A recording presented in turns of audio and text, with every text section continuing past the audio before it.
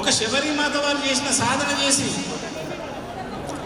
ఒక పరమహంస యోగానంద చేసిన సాధన చేసి, ఇలా ఎందరో మహాత్ములు ఇటువంటి సాధననే చేసి తమ త్రివిధ కర్మలను నాశనం చేసుకున్నారు. త్రివిధ కర్మలు, సంచిత ప్రారంభ ఆగామి కర్మలు నాశనం చేసుకున్నారు. అందుకే చాలా వరకు అర్థం కావాల్సిన విషయం ఏమిటంటే, అందరికీ కర్మ అని మీరే అంటున్నారు, కర్మను ఢీకొట్టడానికి మనం ఎక్కడనో పరిగెడుతున్నాం, ఎక్కడెక్కడో తిరుగుతూ ఉన్నాం, లేదా కర్మను అనుభవిస్తున్నాం. నేనేమంటా అంటే, నీ కర్మ ఎక్కడ ఉంది? ఇక్కడ ఉంది. అవునా? ఎక్కడుంది? ఇదేనా నా రాత అంటారా? నా యొక్క తలరాత, అంతేగాని ఇక్కడ అనరుగా నా రాత అని. కొట్టకైతే అనరు, ఇక్కడ అంటారు. తలరాత ఎక్కడున్నది ఇప్పుడు? విధి రాత. వివేకానంద స్వామి అన్నారు, నీ విధికి నువ్వు కారకుడవు. You are the creator of your own destiny. నీ విధిని తిరగరాయు. జ్యోతిష్యాల పేరు మీద నిన్నెవరైనా భయపెడితే భయపెట్టకు,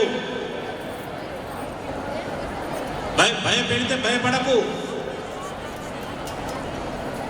నీకు పలానా రోజు ఇదవుతుంది, పలానా రోజు అదవుతుంది అని ఎవరో చెబితే నువ్వు నమ్మకు. నీ యొక్క సంకల్ప శక్తితో, నీ ప్రాణాస్త్రముతో నీవు తిరగరాయచ్చు. అందుకే విధి రాతను మార్చేది, విధి రాతను తిరగరాసేది ఒకటే అస్త్రం ఉంది, ఒక కలం ఉంది. ఏం కలం? ప్రాణకలం. అందరూ చెప్పండి, ప్రాణకలం. ప్రాణకలం అంటే శ్వాసకలం. శ్వాస అంటే మనం తీసుకునే ఉచ్ఛ్వాస నిశ్వాసాలు. ప్రాణము ఉచ్ఛ్వాస నిశ్వాసాలు చేస్తుంది. సో నేను ప్రాణం గురించి మాట్లాడుతున్నాను. ప్రాణంతో ఉంటేనే ఉచ్ఛ్వాస నిశ్వాస. ఇక్కడ ఉచ్ఛ్వాస నిశ్వాసాలకు అతీతమైన ప్రాణశక్తి గురించి మాట్లాడుతున్నాను. ప్రాణకలాన్ని ఎవరైతే పట్టుకుంటారో, ఇది మీరు ఇప్పటి వరకు ఇది వినని సబ్జెక్టు, ఎక్కడ మీరు చదివి ఉండని సబ్జెక్ట్, ఎవరు చెప్పి ఉండని సబ్జెక్ట్. ఇది నా అనుభవంలో మహాత్ముల ద్వారా నేను ఆచరించి వాళ్ళ జ్ఞానాన్ని అనుభూతి పొంది మీకు చెబుతున్న విషయాలు ఇవన్నీ. ఎందుకంటే నేను ఒక మధ్యతరగతి కుటుంబీకున్నే. ఒక మధ్యతరగతి, పేద మధ్యతరగతి వర్గాల యొక్క ఎమోషన్స్ కానీ, వాళ్ళ బాధలు కానీ, వాళ్ళు పడే ఒక మెంటల్ టెన్షన్ కుటుంబంలో ఏ రకంగా ఉంటుంది అనేది నేను చవి చూసిన వాడిని. నేనేం ఆకాశంలోకి లూటుపడ్డ ఇంద్రుడి కాదు, చంద్రుడి కాదు. నేను మీలాంటి వాడినే, మీలో ఒక్కడినే. ఇక్కడ తెలుసుకోవాల్సింది ఏమిటి అంటే, మీరు ఏదైతే, నేను ఏదైతే పొంది ఉన్నానో మీరు అదే సాధన చేస్తే మీరు పొందుతారు. అందులో ఏం సందేహం లేదు. కాకపోతే ఉడుంపట్టు కావాలి, చెయ్యాలి అని. ఇవన్నీ దాచుకుంటారు గురువులు, లేదా ఫీజులు పెట్టి చెప్పచ్చు, లేదా ఇంకొక కోణాలు చెప్పచ్చు. కానీ నేను బహిరంగంగా అర్హత ఉన్నదా, అనర్హత లేదా అనేది కాకుండా అందరికీ చెప్పేస్తుంది. ఎందుకంటే వింటే కనీసం కొందరైనా ఆచరిస్తారు. అందుకే ప్రాణ కలముతో విధిరాత మారుద్ది. దానికి బ్రహ్మరాత అంటారు కదా. బ్రహ్మదేవుడు ఎవరో కాదు, మీరే. నీ విధి నువ్వే రాసుకుంటున్నావు కాబట్టి నువ్వే బ్రహ్మ.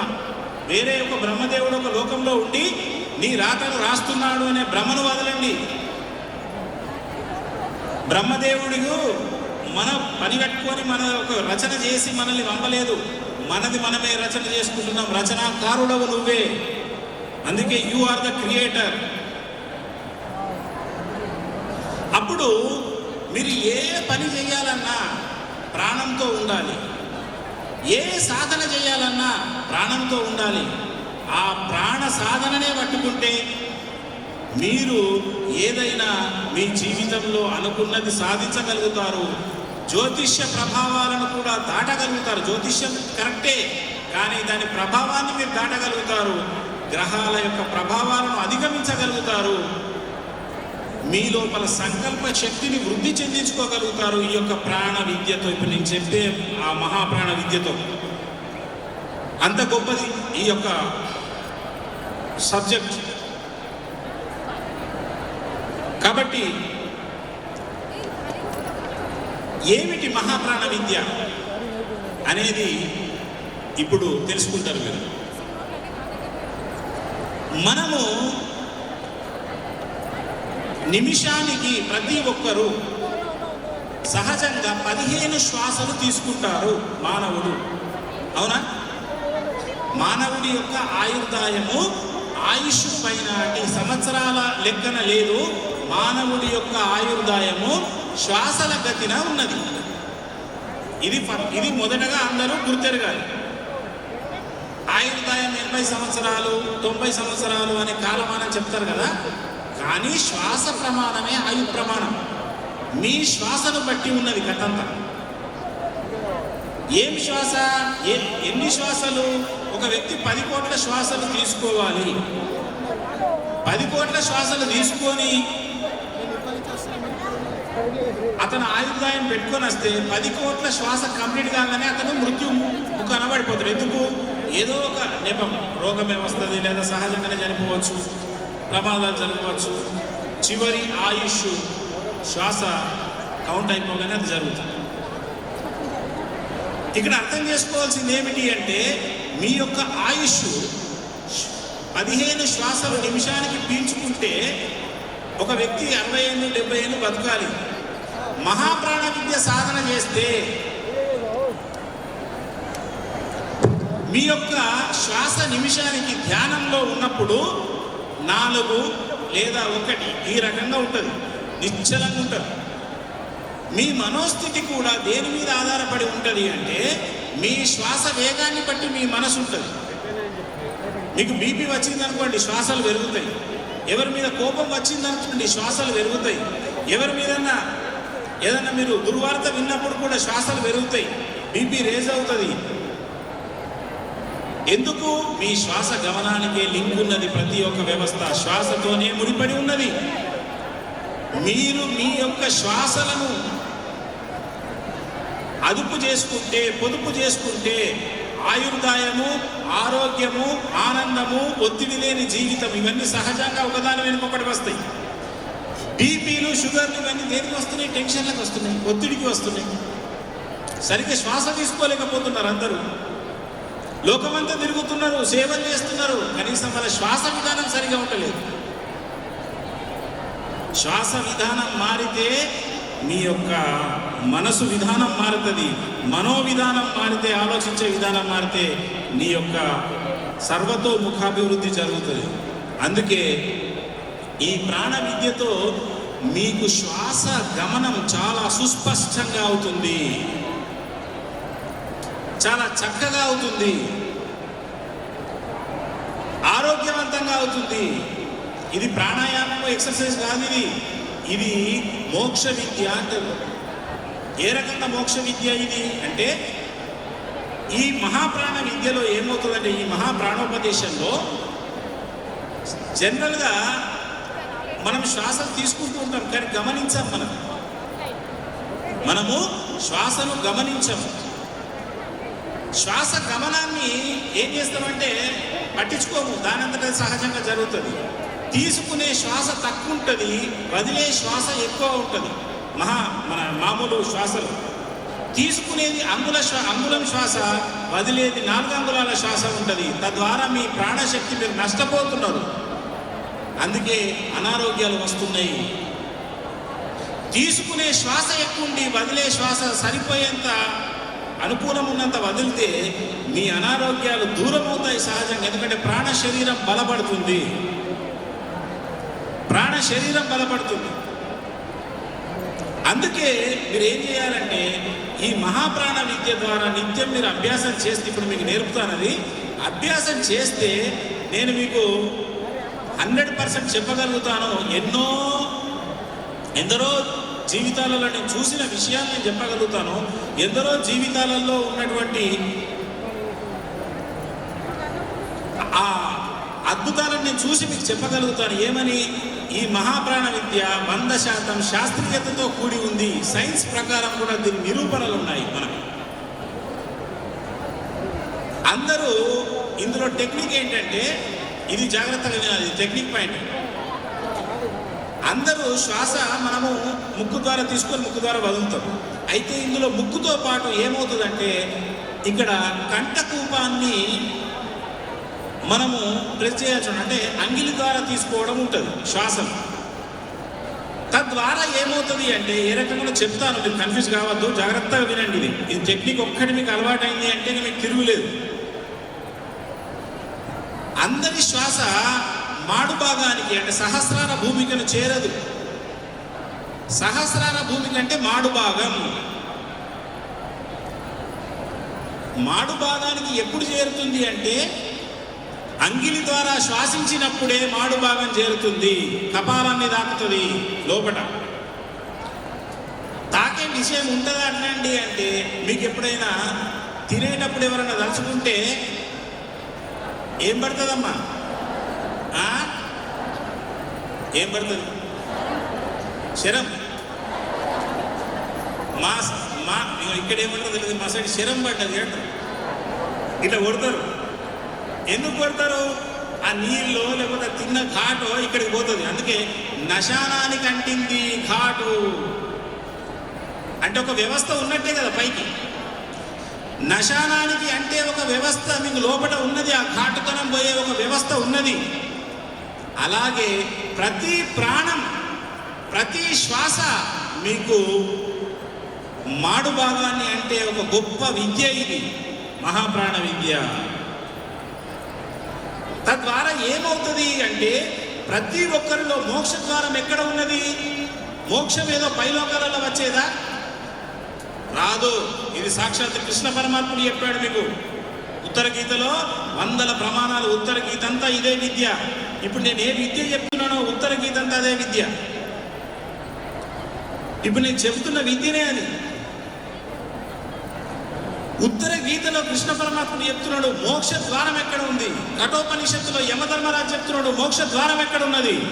నచికేతుడికి చెప్తాడు, మన లోపల 101 ప్రధాన నాడులు ఉంటాయి. 72,000 నాడులు కాకుండా 101 ప్రధాన నాడులు ఉంటాయి. అందులో సుషుమ్నా నాడి కీలకమైన నాడి.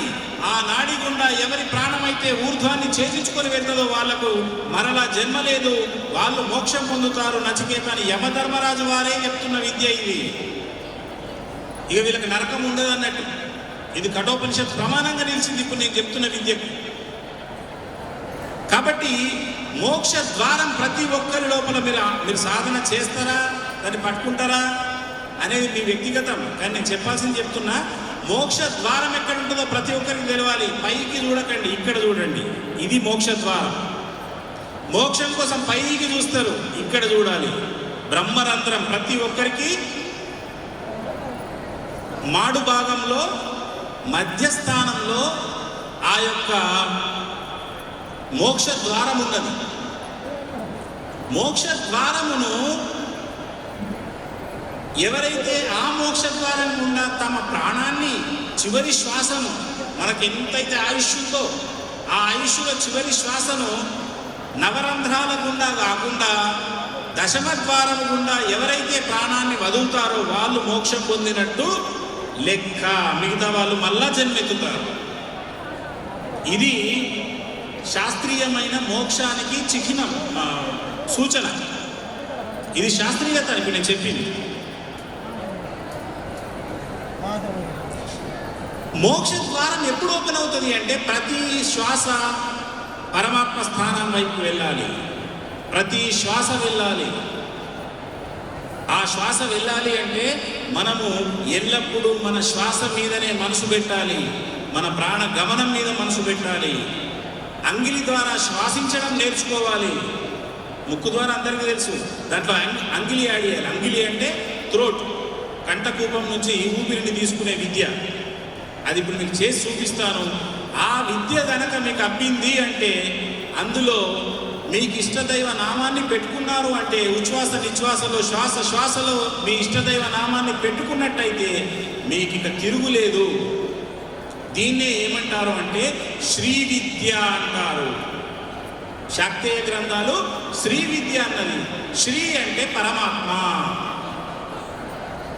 శ్రీ స్వయం ఈ శ్యామల దండకంలో ఉంటుంది. శ్రీ స్వయం తానే ఆ పరమాత్మ కమలాత్మికయ్యి ఉన్నది. మోక్ష ద్వారానికి బీజాక్షరం కూడా ఇప్పుడు నేను చెప్తాను. అందుకే మీకు 2 రకాల కుంకుమార్చనలు ఉంటాయని చెప్పాను. అంతకుముందు మీరు ధ్యానం నేర్చుకుంటే ముందు మీకు ఈ యొక్క దివ్య ఉపదేశం అయితే నెక్స్ట్ కుంకుమార్చన చేస్తే శక్తివంతంగా మీరు చేయగలుగుతారు. ఈ యొక్క మోక్ష ద్వారాన్ని తట్టి లేపే విద్య కాబట్టి ఇది సర్వశ్రేష్టమైన విద్యగా మన మహాత్ములంతా చెప్పి ఉన్నారు. శ్రీ విద్య అని కొందరన్నారు, క్రియాయోగాన్ని కొందరన్నారు, మహాప్రాణ విద్య నేనంటున్నా. ఇట్లా ఎన్నెన్నో మన పర్యాయ పదాలు కాలం జీవ బ్రహ్మైక్య యోగం అని కొందరన్నారు. ఏది అన్నా కానీ విద్య మాత్రం శ్వాసతో గమనమే, ప్రాణంతో ప్రయాణమే. ఎందుకంటే స్వ ఆత్మను మించిన దేవుడు లేడు, ప్రాణగమనం ప్రాణక్రియను మించిన మంత్రము లేదు. ఎందుకు? ఇవి రెండు లేకపోతే మనం లేదు. ఉన్నము అంటే మనము ఈ సాధన చెయ్యాలి, మనతో మనం ఉండాలి. దీనినే తామరాకు మీద నీటి బొట్టులాగా జీవించడం అంటారు. నీతో నువ్వు ఉండకుండా, నీ లోపలికి నువ్వు చూసుకోకుండా లోకం వైపుకు చూస్తున్నారు ఇవాళ లోకం. అక్కడ ఏం జరిగింది, ఇక్కడ ఏం జరిగింది, వారి జీవితాలలో ఏమున్నది, వీరి జీవితాలలో ఏమున్నది, ఇక ఎన్నెన్నో. ఇక అంటే మన గురించి మనకు పట్టింపు లేదు, పక్కవారి జీవితాలలో తొంగి చూస్తున్నాం. తద్వారా ఏమవుతుంది, పక్కవారి జీవితాలలో ఉన్నటువంటి కర్మలు మనకు అంటుకుంటున్నాయి, పక్కవారి జీవితాలలో ఉన్న దరిద్రాలు మనకు అంటుకుంటున్నాయి. ఎందుకంటే మీరు ఏది ఆలోచిస్తారో అది పొందుతారు. ఒక వ్యక్తిని కీర్తిస్తే పుణ్యం పొందుతారు, ఒక వ్యక్తిని దూషిస్తే పాప కర్మ మూటగట్టుకుంటారు. ఒక వ్యక్తిలో మంచితనాన్ని చూస్తే మంచిని మీరు కైవసం చేసుకుంటారు, ఒక వ్యక్తిలో దుర్గుణాలను చూస్తే దుర్గుణాన్నే మీరు కైవసం చేసుకుంటారు. అందుకే నేను ప్రతి స్పీచ్లో చెప్పేది ఏంటంటే, నీ గురించి నీవు ఆలోచించు, లోకం గురించి ఆలోచించకు, నీలో గురించి ఆలోచించు. నీలో నాట్ లోకం. పక్కవారి జీవితాలలో తొంగి చూడడం అనేది సరికాదది.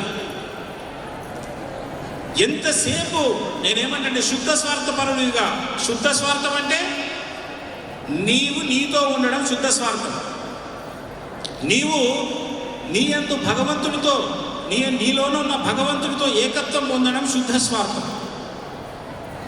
నీకు ఎవరి గురించి పట్టించుకోవాల్సిన అవసరం లేదు. దయచేసి ఇవాళ నా మాతృమూర్తులందరికీ, ఇన్ని వేల మంది వచ్చిన మాతృమూర్తులకు నేను మీ అందరి పాదపద్మములకు విన్నవించుకుంటున్నాను.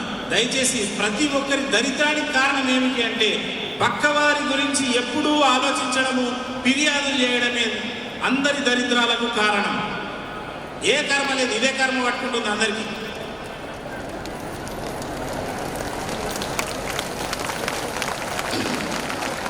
ఇది నా విన్నపం. ఇది మీకు పక్కవారి జీవితాలలో మనం అవసరమే లేదు. వాళ్ళు మంచోళ్ళు కానీ, చెడ్డవాళ్ళు కానీ, గొప్పోళ్ళు కానీ, ఉన్నోళ్ళు కానీ, లేనోళ్ళు కానీ, మనకు అవసరం లేని ముచ్చట. మనము కేవలము నీ కుటుంబం గురించి ఆలోచించు, నీ కుటుంబంలో శాంతిని ఎలా నింపుకోవాలని ఆలోచించు, నీ కుటుంబంలో ఆనందం ఎలా నింపుకోవాలని ఆలోచించు, నీ కుటుంబం యొక్క ఫ్రీక్వెన్సీ పెంచండి, హై ఎనర్జీతో నింపండి. ఆ రకమైన సాధన చేయాలి. నాకు మొన్న ఒకరు లైవ్లో అడిగారు, గురువు గారు మీరు ఆడవాళ్ళకి ఎందుకు పెట్టి మగవాళ్ళకి కూడా పెట్టచ్చు కదా అని. కుంకుమార్చన ఆడవాళ్ళు చేస్తారని తెలుసు కానీ మగవాళ్ళు కూడా చేస్తారని ఇప్పుడే తెలిసింది బాబా. నేను మళ్ళీ మగవాళ్ళ కుంకుమార్చన ఏందని మళ్ళీ ఇట్లా అంటారు, ఇట్లా పెడితే ఇట్లా అంటారు, ఇట్లా పెడితే ఇట్లా అంటారు. అంటే అనేవాళ్ళు ఎప్పుడైనా అంటారు. సరే, అది వేరే విషయం. కానీ ఫస్ట్ ఇల్లు మారాలంటే ఇల్లాలు మారాలి.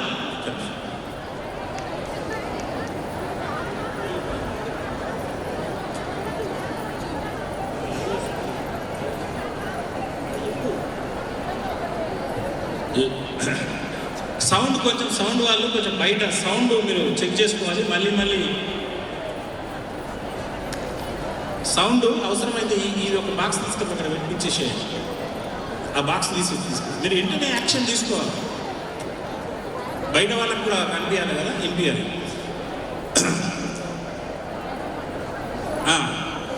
అయితే ఇల్లును చూసి ఇల్లాలను చూడమన్నారు, అవునా? అంతేనా? ఇల్లును చూసి ఇల్లాలను చూడమన్నారు అంటే ఏంటి? ఇల్లాలు అద్భుతంగా ఉంటే ఇల్లు బాగున్నట్టే అని అర్థం. ఇల్లు చక్కదిద్దేది పురుషుడు కాదు, స్త్రీ.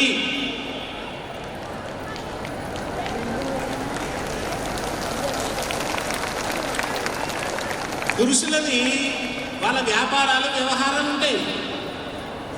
ఆ ఇంటికి వచ్చిన పురుషుడు సేద తీరాలన్నా, ఆనందంగా ఉండాలన్నా ఇంట్లో స్త్రీమూర్తి మహిళామూర్తి ఎలా ఉండాలి? ఆనందంగా, హ్యాపీగా, దైవీ భక్తితో, తేజస్సుతో, ఉల్లాసంగా, ఉత్సాహంగా తన పిల్లలతో ఇట్లా హ్యాపీగా కనిపిస్తే ఇంటికి రాగానే ఆ భర్త కూడా అమ్మయ్య నా ఇండియాలో మంచిగా ఉంది అనుకుంటాడు. లేకపోతే ఎప్పుడు పారిపోవాలనిపిస్తుంది. మీరు ఏమనుకోవద్దు, నేను కొంచెం ఓపెన్గా చెప్తా. కాబట్టి మీకు ఇప్పుడు నేను చెప్పే సాధన ఏంటంటే ఇంట్లో శాంతిని నింపుకోవడం ఎలా, మీరు ఎట్లా సంకల్పాలు చేయాలి, ఇవన్నీ చెప్తా కాబట్టి ఇవన్నీ నేను చెప్పడం మీకు. మీరు కొంచెం ఏమనుకోవద్దు, ఏది గురువుగారు ఇట్లా మాట్లాడుతున్నారు, నేను అట్లనే మాట్లాడతాను. నేను మీలాగానే మాట్లాడతా. కొత్త భాష నాకు రాదు, తెలంగాణ భాషనే వస్తుంది నాకు.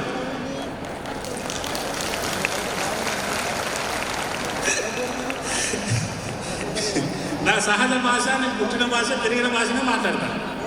అర్థమవుతుందా ఇతను నా భాష? అర్థమైతే ఓకే, రైట్, వెరీ గుడ్. కాబట్టి ఇంటిని మార్చాలంటే ముందు ఇల్లానికి విద్య తెలవాలా. మరి విద్య తెలియదా అంటే తెలియదు.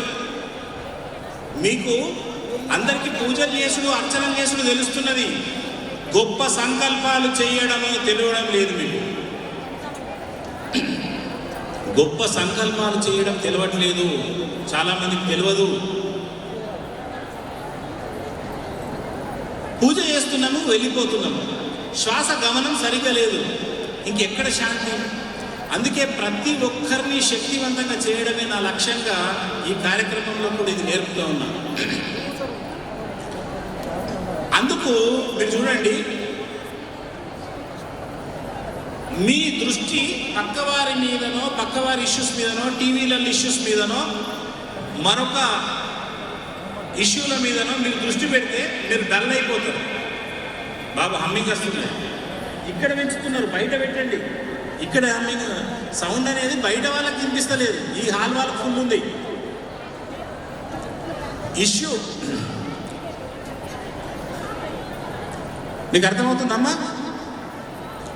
మీరు ఎప్పుడైనా కానీ ఒక నెగటివ్ ఉన్న అంటే ఒక దుర్వార్తలో, మన మనసును చికాకు పరిచే న్యూస్లో లేదా వ్యక్తుల విషయాల మీదనో ఒక 10 నిమిషాలు చూడండి.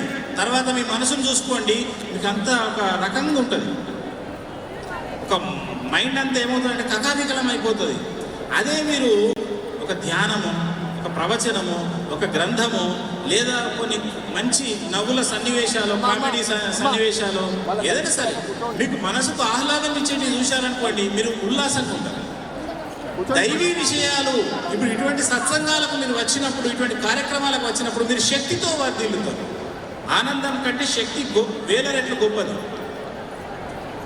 అటువంటిది మీరు ముందు గొప్పగా తయారైతే మీ ఇల్లును గొప్పగా తయారు చేసుకోవచ్చు. అందుకే నేను మహిళా శక్తికి ఈ ట్రైనింగ్ ఇవ్వాలి, ఈ యొక్క సూచనలు ఇవ్వాలి, ఈ సలహాలు ఇవ్వాలి, వాళ్ళను శక్తివంతులుగా చేయాలి. ఒక్కొక్క స్త్రీమూర్తి ఒక్కొక్క ఆది పరాశక్తి అవతారంగా మారిపోవాలి అనేది నా లక్ష్యం. అందుకు కుంకుమార్చన అన్నీ మనమే ప్రొవైడ్ చేస్తూ ఇది చేసే ఒక గొప్ప కార్యక్రమం. అందరికీ అన్నీ మనమే ఇప్పుడు చేసే కార్యక్రమాలకు ఏదైతే ఇస్తున్నారో అవన్నీ. ఎందుకు అంటే మీరందరూ శక్తివంతులుగా అయితే ఇక మన భారతదేశము, సనాతన ధర్మము అప్పుడు నిజంగా వర్ధిల్లుతుంది. స్త్రీ శక్తివంతమయ్యేదాకా సనాతన ధర్మము ఎప్పుడు ఎప్పుడు ఎప్పుడు అది ఉవ్వెత్తున ఎగరదు. స్త్రీ శక్తివంతం కావాలా. స్త్రీ కొద్ది కాలంగా అణగపెట్టబడ్డది. కొన్ని ఏమైందమ్మా అటు సౌండ్ అత్తలేదేది సౌండ్ అట బాబు, మీరు చూసుకోండి బాబు సౌండ్ ఇంజనీర్స్, అటు ఈ గ్యాలరీలో వస్తలేదు సౌండ్. కాబట్టి సనాతన ధర్మం వర్ధిల్లాలంటే స్త్రీ వర్ధిల్లాలి. సౌండ్ బాబు ఇక్కడ రీసౌండ్, బయట సౌండ్ లేదట. మీరు టకటక చెక్ చేయండి. సరే, ఇక మీరు వింటూ ఉండండి, ఇక మనం ప్రతిసారి ఆగలేము. మీకు అర్థమవుతుందమ్మా? స్త్రీ శక్తిని మనము ప్రోత్సహించాలి, వాళ్ళకి ఈ విద్యను నేర్పాలనే ఈ యొక్క కార్యక్రమాలు చేపట్టడం జరుగుతుంది. ఇప్పుడు శ్వాస విధానం ఏ రకంగా ఉంటుంది, ఏ రకంగా మనం ఇప్పుడు మీరు అభ్యాసం చేయాలో ఇప్పుడు నేను చెప్తాను, మీరు జాగ్రత్తగా గమనించండి.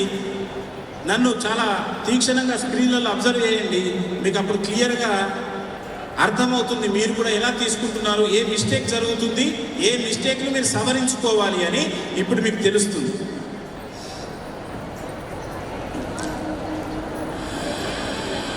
చూడండి, నా శ్వాస నేను గొంతు ద్వారా తీసుకుంటున్నా, అంటే ముక్కు ద్వారా వెళ్తుంది, కానీ ప్రధానంగా గొంతు ద్వారా వెళ్తూ ఉంటుంది.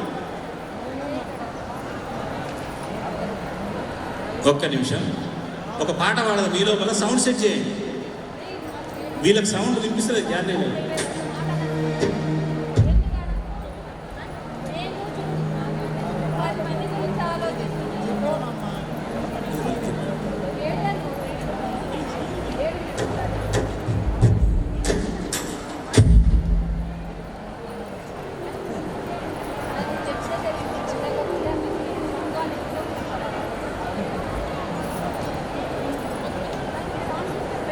ఓం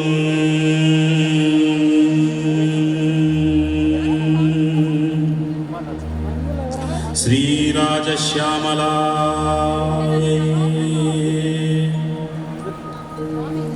మంచి రాగం.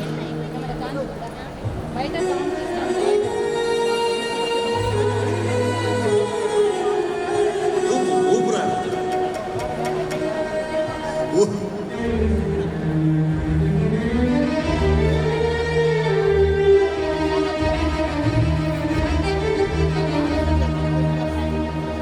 జయ జయ జయ జయ శ్యామలా, జయ జయ జయ జయ శ్యామలా, జయ జయ జయ జయ శ్యామలా, జయ జయ జయ జయ శ్యామలా, జయ హో శ్యామలా, శ్రీ మాతా రాజశ్యామలా, జయ జయ జయ జయ శ్యామలా, జయ హో శ్యామలా.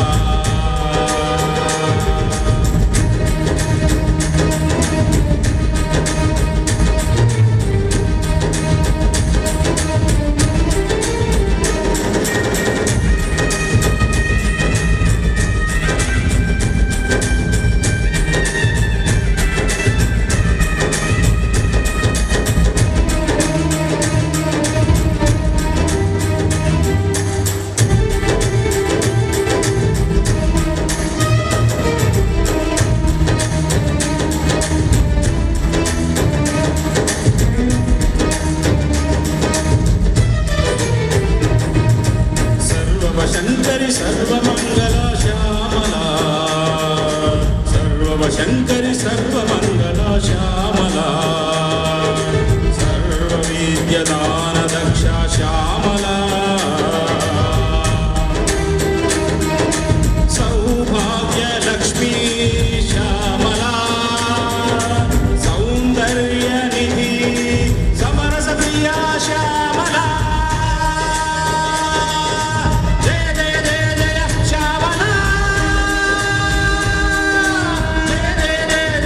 శ్యామలా.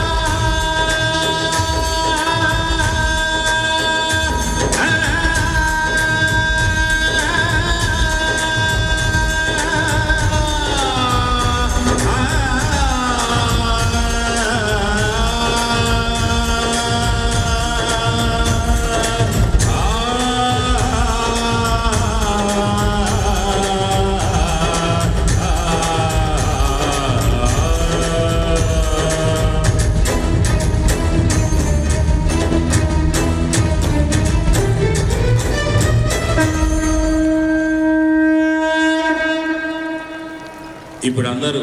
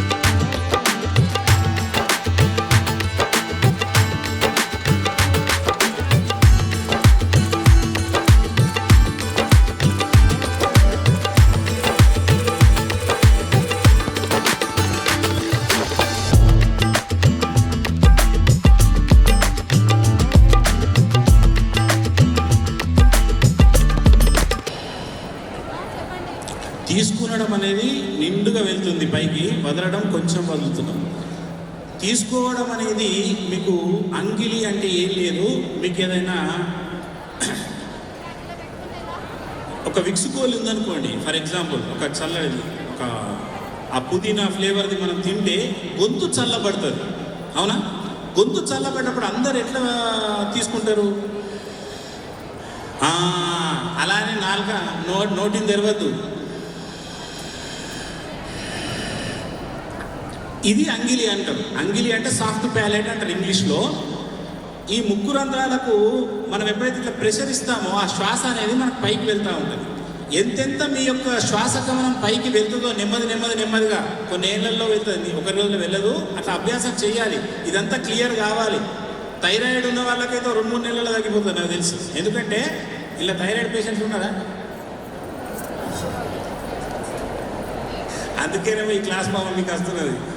మీరు చేస్తే కొంచెం గొంతు నొప్పి పెడుతుంది, కొంచెం ఆగాలి, కొన్ని నీళ్ళు తాగాలి, మళ్ళీ చేయాలి. ఇట్లా 2 నెలలు 3 నెలల్లో మీకు ఏమవుతుందంటే డాక్టర్ గారే చెప్తారు అమ్మా నీకు తగ్గిపోయింది అని. ఇట్లా మేము మా దగ్గర కొన్ని 100 టెస్టిమోనల్స్ ఉన్నాయి, 100 మందికి తగ్గినాయి.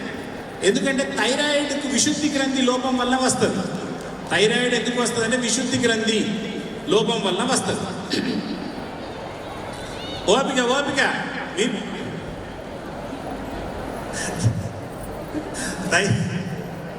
థైరాయిడ్ ఎందుకు వస్తుంది? విశుద్ధి గ్రంథి లోపం వల్ల వస్తుంది. ఈ సాధన చేయడం వల్ల విశుద్ధి గ్రంథి యాక్టివేట్ అయ్యి మీకు అది పోతుంది, అంతే. మీదంతా సైంటిఫికే. కాబట్టి ఈ సాధన ఇప్పుడు మనం చేస్తూ ఉంటాం. అందరం ఒక చిన్న మ్యూజిక్తో ఉంటుంది, మెల్లగా సాధన చేస్తూ ఉంటాం. దీని తర్వాత కుంకుమార్చన, ఒక 10 నిమిషాలు ఈ సాధన, తర్వాత కుంకుమార్చన ప్రారంభం.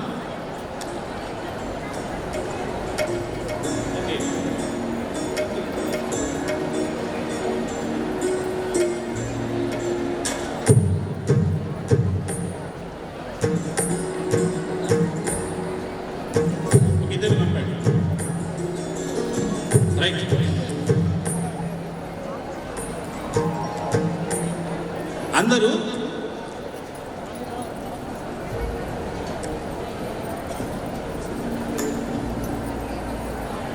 ఇలా పెట్టుకోండి.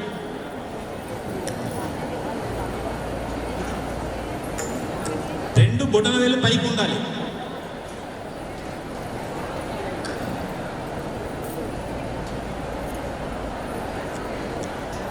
తల కొంచెం ఇలా కాదు, ఇలా ఉండాలి. అంటే మరీ కిందికి వాల్చద్దు ఎవరు. స్ట్రేట్ అని ఉండాలి, కొంచెం పైకి అని ఉండాలి. ముందు మీ ఫోన్లు స్విచ్ ఆఫ్ పెట్టిరా? అది ఎప్పుడు మర్చిపోయిన ఫోన్లు స్విచ్ ఆఫ్ పెట్టేయండి.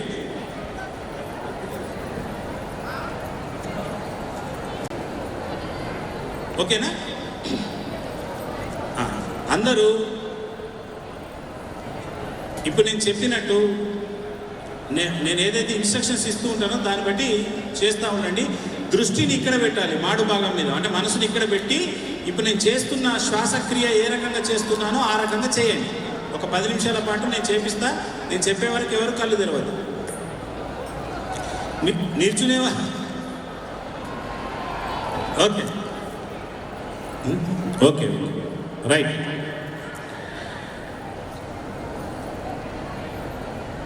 అందరూ మనసుని ఇక్కడ పెట్టి శ్వాసను నెమ్మదిగా నేను ఇందాక చెప్పినట్టు చేయండి. అంగిలి ద్వారా ప్రశాంతంగా తీసుకోండి. మీరు తీసుకునేటప్పుడు మీకు ఇష్టదైవ నామాన్ని కూడా జోడించుకోవచ్చు. అది మీకు లాస్ట్ చెప్తా, కుంకుమార్చన తర్వాత చెప్తా. ఇప్పుడైతే జస్ట్ ఈ క్రియ మీద దృష్టి పెట్టండి.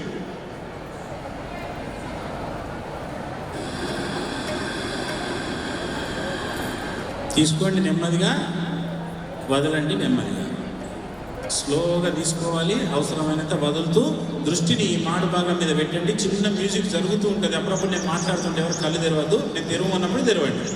ముఖ్యంగా మంచి కూర్చున్న వాళ్ళు మెల్లగా మ్యూజిక్ ఇవ్వండి.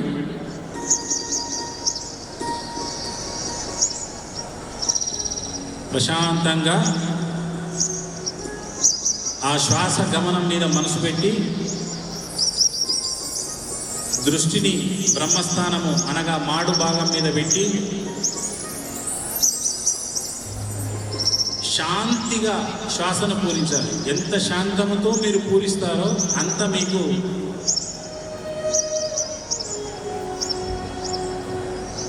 ఆనందం కలుగుతూ ఉంటుంది.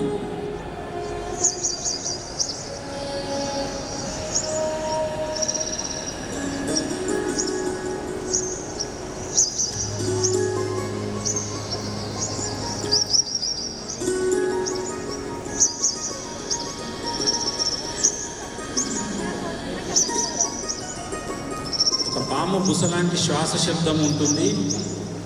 సముద్రపు ఘోష లాంటి శ్వాస శబ్దం మీరు వినవచ్చు.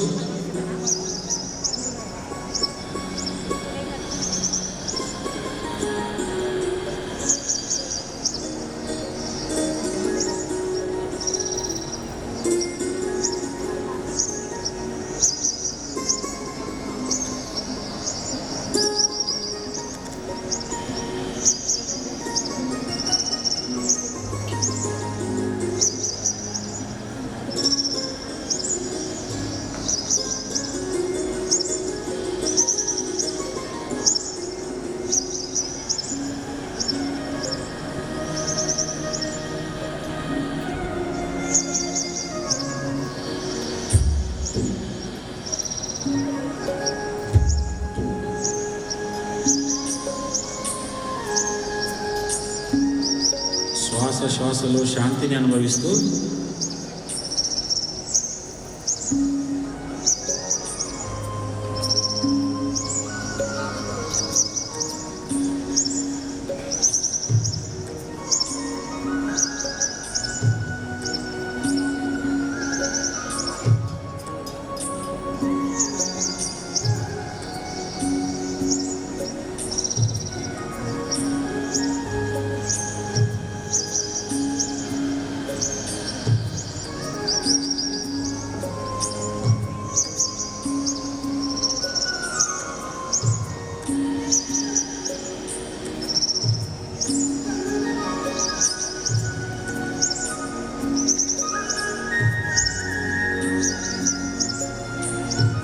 ప్రశాంతతను అనుభవించాలి.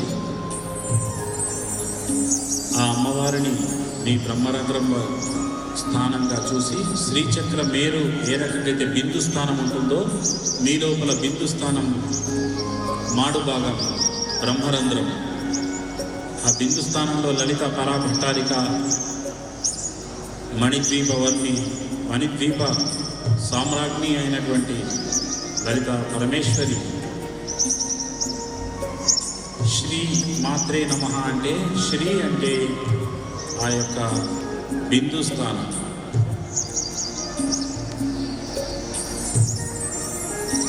అక్కడ మనసు పెట్టి మీ యొక్క ప్రాణాస్త్రం ప్రాణాన్ని నెమ్మదిగా తీసుకోవడం, నెమ్మదిగా వదలడం, ప్రాణక్రియతో అమ్మవారిని అర్చించడం, స్వయం ప్రాణ క్రియా నివేదన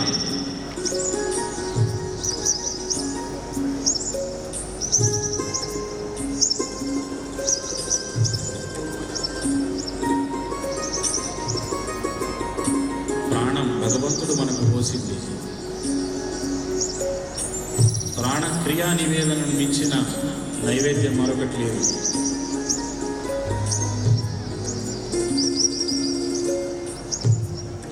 ప్రాణక్రియ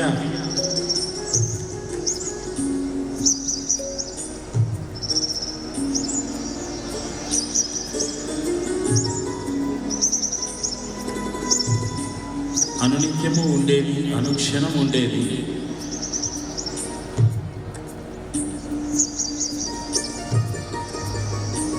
నీ ప్రాణ తేజస్సును పరమాత్మ స్థానం వైపుకు ఎగబాకిస్తూ ఉంటుంది.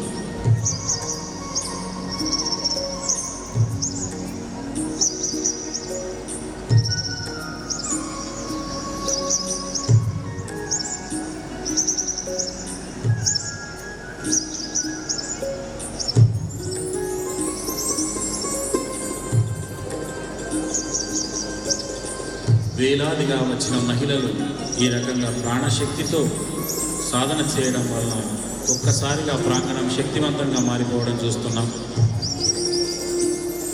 నిశ్శబ్దంగా మారిపోయిన వైనం చూస్తున్నాం.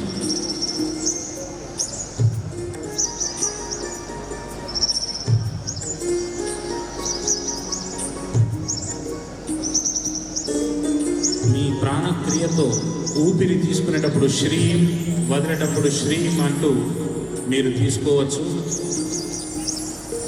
ఇది శ్రీం, శ్రీ విద్య మూల బీజాక్షరం, కమలాత్మిక బీజాక్షరం. శ్రీ అని మనసులోనే శ్వాసతోనే పూరించాలి, శ్వాసతో వదలాలి. శ్వాసలో శ్రీం అంటే సంపద, సమృద్ధి, మోక్షద్వారపు బీజాక్షరం శ్రీ విద్యకు ఒక ఏకాక్షర బీజంగా చెప్పవచ్చు. శ్వాసలోనే శ్రీ పెట్టుకోవాలి, పెదవులు కదలద్దు. శ్వాసలో శ్రీ, వదిలేటప్పుడు శ్రీ. శ్రీమంటూ పూరించండి, శ్రీమంటూ వదలండి. ఇదే శ్రీ విద్య మహాప్రాణోపదేశం. శ్రీమంటూ మీ బ్రహ్మస్థానంలో జపించండి. మోక్షద్వారమైన మాడుభాగం యందు శ్రీను మానసికంగా దర్శిస్తూ ఆ శ్రీ విద్య పరాభట్టారిక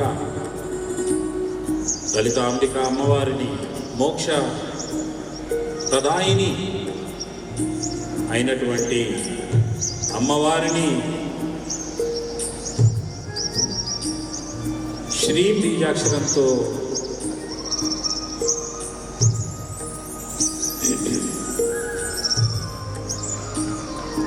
జపించండి.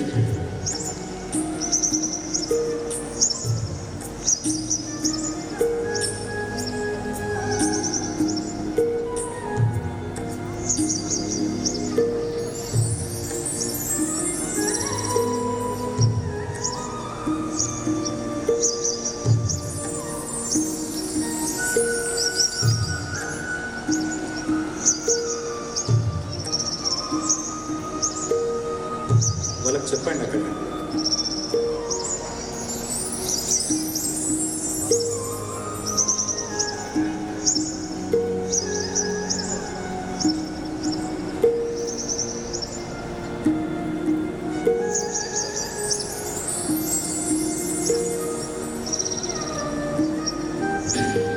నెమ్మదిగా మీ చేతులు రుద్దుకొని కళ్ళ మీద పెట్టుకొని కళ్ళు తెరిచి అమ్మవారిని దర్శించండి.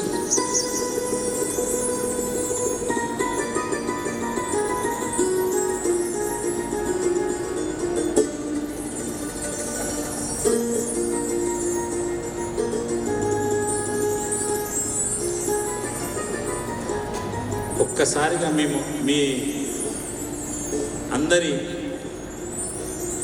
ముఖాలలో తేజస్సు వెలుగొందుతున్నది. ఒక ప్రశాంతత ఆవరించింది,